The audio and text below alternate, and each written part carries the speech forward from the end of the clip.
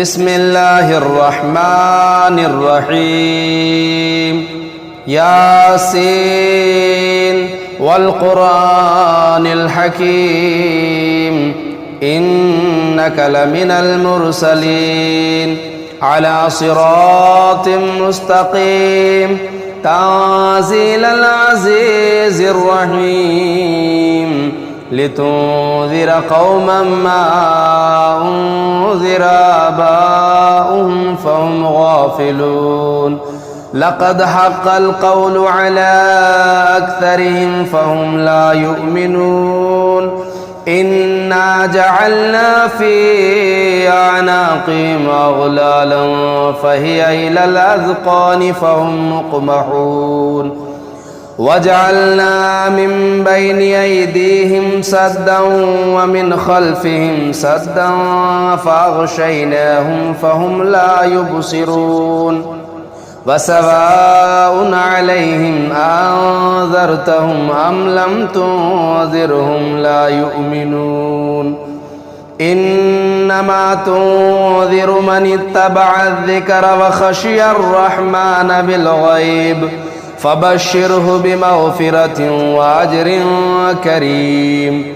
إنا نحن نحيي الموتى ونكتب ما قدموا وآثارهم وكل شيء أحصيناه في إمام مبين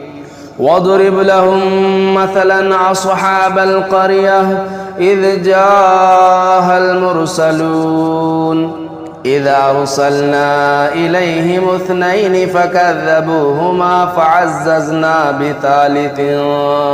بثالث فقالوا إنا إليكم مرسلون قالوا ما أنتم إلا بشر مثلنا وما أنزل الرحمن من شيء إن أنتم إلا تكذبون قالوا ربنا يعلم إنا إليكم لمرسلون وما علينا إلا البلاغ المبين قالوا إنا تطيرنا بكم لئن لم تنتهوا لنرجمنكم وليمسنكم منا عذاب أليم قالوا طائركم معكم أئن ذكرتم بل أنتم قوم مسرفون وجاء من أقصى المدينة رجل يسعى قال يا قوم اتبعوا المرسلين اتبعوا من لا يسألكم أجرا وهم مهتدون وما لي لا أعبد الذي فطرني وإليه ترجعون أأتخذ من دونه آلهة إن يردني الرحمن بضر لا تغني عني شفاعتهم شيئا ولا ينقذون إني إذا لفي ضلال مبين إني آمنت بربكم فاسمعون قيل ادخل الجنة قال يا ليت قومي يعلمون بما غفر لي ربي وجعلني من المكرمين وما أرسلنا على قومه من بعده من جود من السماء وما كنا منزلين إن كانت إلا صيحة واحدة فإذا هم خامدون يا حسرة على العباد ما يأتيهم من رسول إلا كانوا به يستهزئون ألم يروا كما أهلكنا قبلهم من القرون أنهم إليهم لا يرجعون وإن كل لما جميع لدينا محضرون وآية لهم الأرض الميتة أحييناها وأخرجنا منها حبا فمنه يأكلون وجعلنا فيها جنات من نخيل وأعناب وفجرنا فيها من العيون ليأكلوا من ثمره وما عملته أيديهم أفلا يشكرون سبحان الذي خلق الأزواج كلها مما تنبت الأرض ومن أنفسهم ومما لا يعلمون وآية لهم الليل نسلخ منه النهار فإذا هم مسلمون والشمس تجري لمستقر لها ذلك تقدير العزيز العليم والقمر قدرناه منازل حتى عاد كالعرجون القديم لا الشمس ينبغي لها أن تدرك القمر ولا الليل سابق النهار وكل في فلك يسبحون وآية لهم أنا حملنا ذريتهم في الفلك المشحون وخلقنا لهم من مثله ما يركبون وإن نشأ نغرقهم فلا صريخ لهم ولا هم ينقذون إلا رحمة منا ومتاعا إلى حين وإذا قيل لهم اتقوا ما بين أيديكم وما خلفكم لعلكم ترحمون وما تأتيهم من آية من آيات ربهم إلا كانوا عنها معرضين وإذا قيل لهم أنفقوا مما رزقكم الله قال الذين كفروا للذين آمنوا ونطعم من لو يشاء الله أطعمه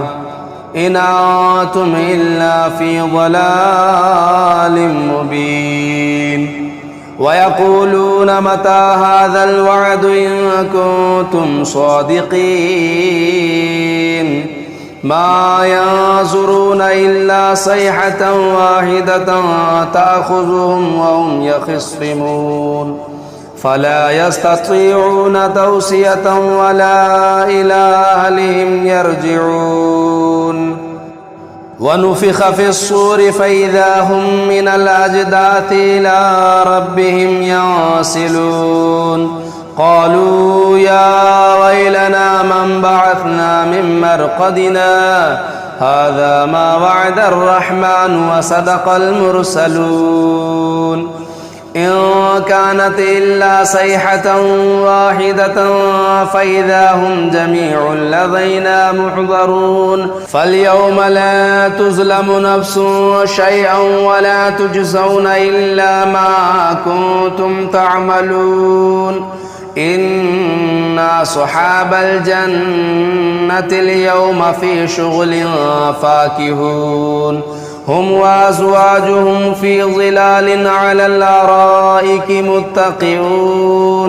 لهم فيها فاكهة ولهم ما يدعون سلام قولا من رب رحيم وامتازوا اليوم أيها المجرمون ألم أعهد إليكم يا بني آدم ألا تعبدوا الشيطان إنه لكم عدو مبين وأن اعبدوني هذا صراط مستقيم ولقد أضل منكم جبلا كثيرا أفلم تكونوا تعقلون هذه جهنم التي كنتم توعدون اصلوها اليوم بما كنتم تكفرون اليوم نختم على أفواههم وتكلمنا أيديهم وتشهد أرجلهم بما كانوا يكسبون ولو نشاء لطمسنا على أعينهم فاستبقوا الصراط فأنى يبصرون ولو نشاء لمسخناهم على مكانتهم فما استطاعوا مضيا ولا يرجعون ومن نعمره ننقصه في الخلق أفلا يعقلون وما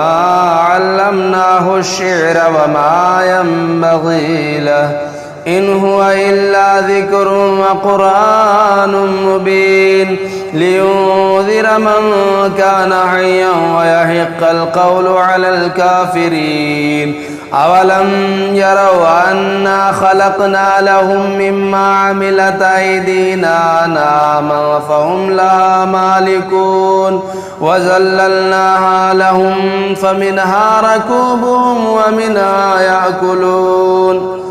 ولهم فيها منافع ومشارب أفلا يشكرون واتخذوا من دون الله آلهة لعلهم ينصرون لا يستطيعون نصرهم وهم لهم جند محضرون فاليوم لا تظلم نفس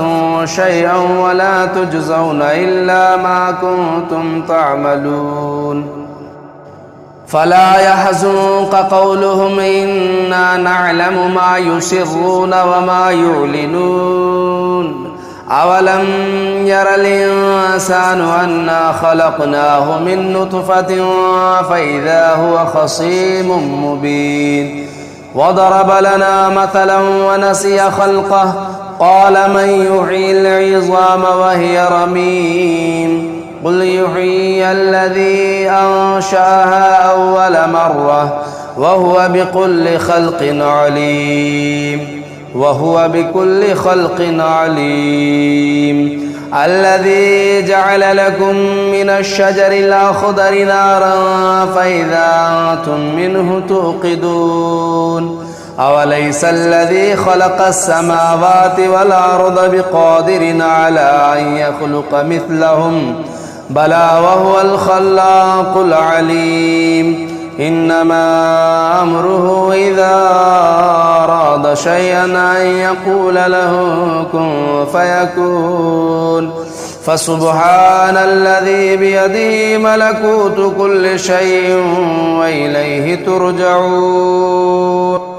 بسم الله الرحمن الرحيم الرحمن علم القرآن خلق الإنسان علمه البيان الشمس والقمر بحسبان والنجم والشجر يسجدان والسماء رفعها ووضع الميزان ألا تطغوا في الميزان وأقيموا الوزن بالقسط ولا تخسروا الميزان والأرض وضعها للأنام فيها فاكهة والنخل ذات الأكمام والحب ذو العصف والريحان فبأي آلاء ربكما تكذبان خلق الإنسان من صلصال كالفخار وخلق الجان من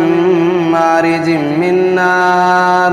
فبأي آلاء ربكما تكذبان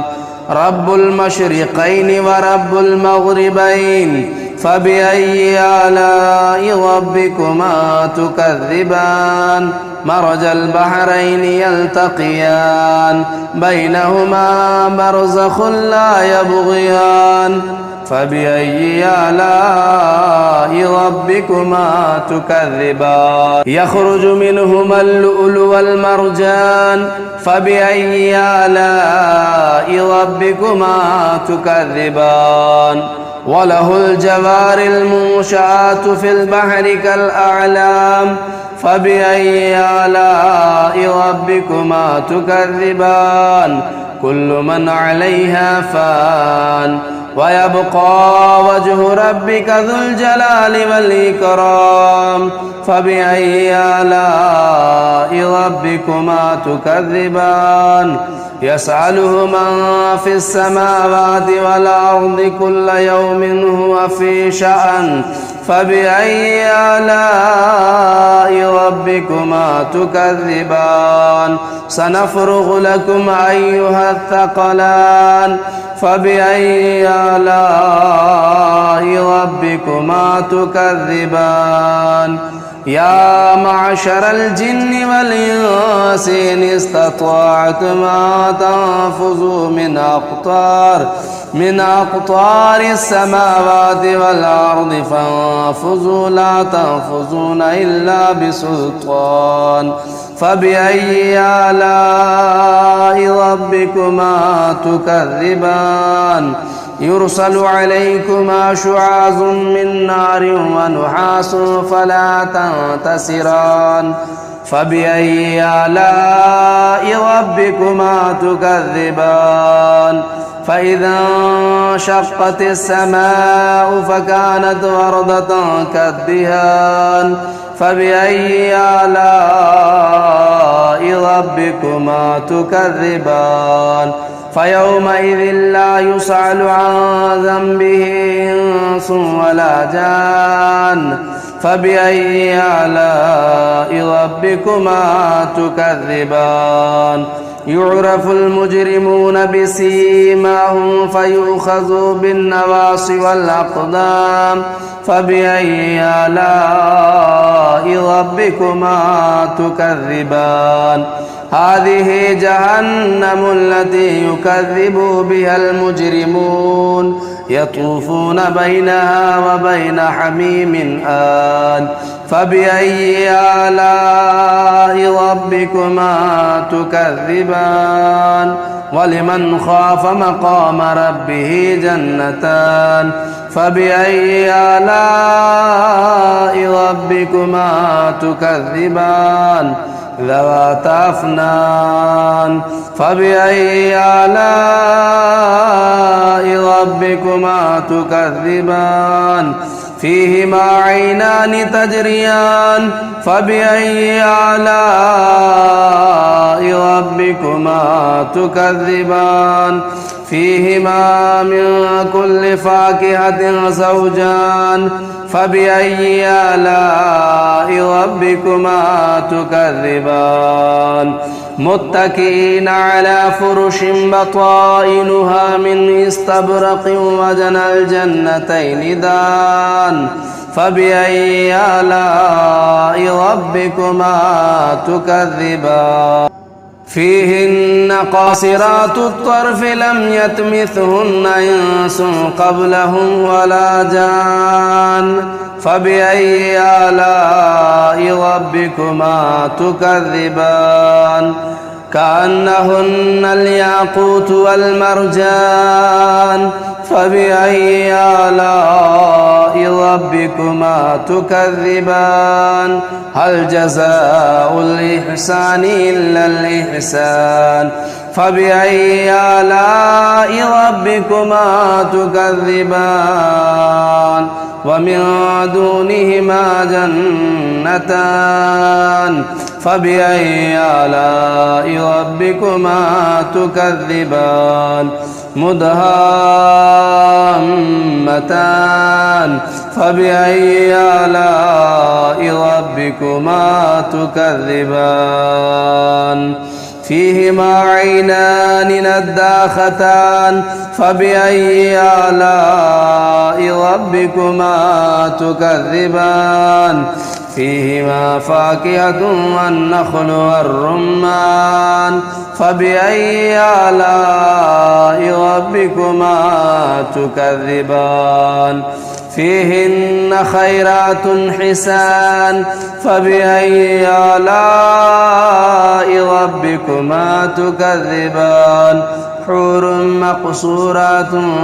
في الخيام فبأي آلاء ربكما تكذبان لم يطمثهن إنس قبلهم ولا جان فبأي آلاء ربكما تكذبان متكئين على رفرف خضر وعبقري حسان فبأي آلاء ربكما تكذبان تبارك اسم ربك ذو الجلال والإكرام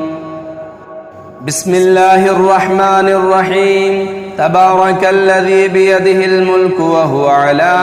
كل شيء قدير الذي خلق الموت والحياة ليبلوكم أيكم أحسن عملا وهو العزيز الغفور الذي خلق 7 سماوات طباقا ما ترى في خلق الرحمن من تفاوت فارجع البصر هل ترى من فطور ثم ارجع البصر كرتين ينقلب إليك البصر خاسئا وهو حسير ولقد زينا السماء الدنيا بمصابيح وجعلناها رجوما للشياطين وأعتدنا لهم عذاب السعير وللذين كفروا بربهم عذاب جهنم وبئس المصير إذا ألقوا فيها سمعوا لها شهيقا وهي تفور تكاد تميز من الغيظ كلما ألقي فيها فوج سألهم خزنتها ألم يأتكم نذير قالوا بلى قد جاءنا نذير فكذبنا وقلنا ما نزل الله من شيء إن أنتم إلا في ضلال كبير وقالوا لو كنا نسمع أو نعقل ما كنا في أصحاب السعير فاعترفوا بذنبهم فسحقا لأصحاب السعير إن الذين يخشون ربهم بالغيب لهم مغفرة وأجر كبير وأسروا قولكم أو اجهروا به إنه